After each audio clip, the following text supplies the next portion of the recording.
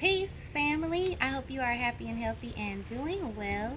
We are at Mommy's house today. Excuse me, it's a little hot. We're at Mommy's house today for mostly maintenance and to see Mommy, to hang out. Some of the plants are getting eaten. Got to do some maintenance on that. We just killed a bunch of worms. That's garden life. But I thought I would share with you guys the happy part of this visit, which is a harvest. It's a harvest, a harvest, yeah. Okay. So the first thing I'm gonna harvest is bush beans. I'm super excited about these because I had heard that bush beans will produce a whole lot at one time and then they just die off.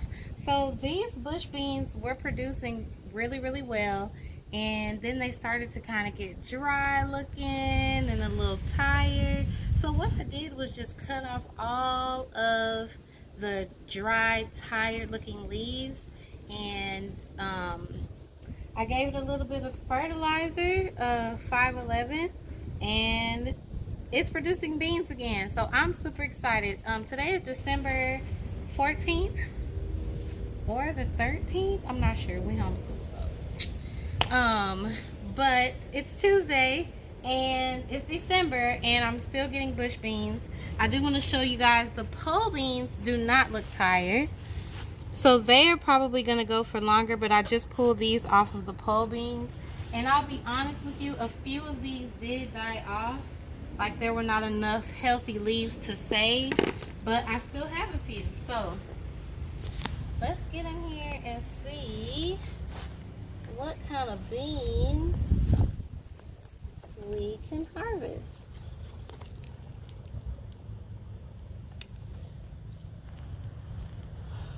I'm always so excited and still surprised every time I harvest something that we have grown. It's just a joy and a blessing, and I'm like, I can't believe we've accomplished this. Us, the Lord, and Mother Nature. Amen. She does provide for us. There's a bunch of beans on here, you guys. Some of them I'm gonna let get bigger, but it is still a healthy, happy bunch of beans over here. So I'm so excited because I thought that the harvest would stop by now, and that's why experience is really the best teacher, because now I know, hey, keep those bush beans going. Just, you know, give them an extra boost. Give them a trim and give them an extra boost, and now I know they will keep feeding me if I do that. Take care of them and they are going to take care of me. Some of these are little and some of them are real big. This is a good size. This is a nice young size, and this is like, hey, I got a large family and I want to be able to cut it up a few times. So some of these I'm going to leave on here, I think.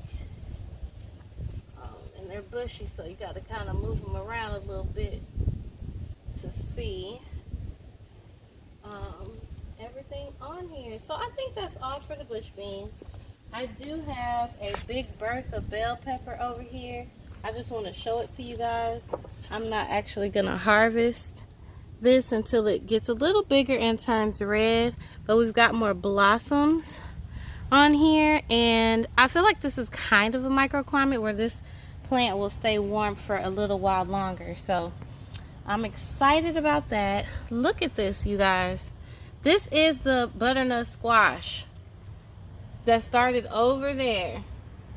It is just determined to survive. It's just creating new plants and going everywhere. So it is covering and attaching itself to this beautiful broccoli.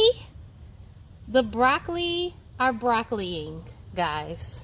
So I'm gonna go ahead and harvest this one. I've got another one over here that I'm going to let get a little bit bigger. And we've got another one over here. That's a tiny one, but it's looking good. And we have zinnias. So it is time to get some of these zinnia seeds. These very dry zinnias. I'm going to pull all these out, and the seed will be at the bottom of these dry petals. I'm actually not going to do that in the video. I'll probably show you guys later once I get them off and to where I want the seeds to go, because I don't want to put them in the same bowl. So let's get this broccoli. Let's see if I can get it with my pruners. Now I'm going to take this head off, but once you take the head, it will still make side shoots. So you don't have to take the whole plant out. It'll make side shoots, and you can eat the leaves too. So I'm super excited about this broccoli, y'all. I feel so good and so blessed. And this is my first time successfully growing a head of broccoli. When we moved from San Diego, we still had some broccoli, so we had to pull them out. So look at that beauty. That's a nice healthy head of broccoli. You guys let me know, do you think I should have let it get a little bigger? I didn't want to let it go too far and then it goes to flower.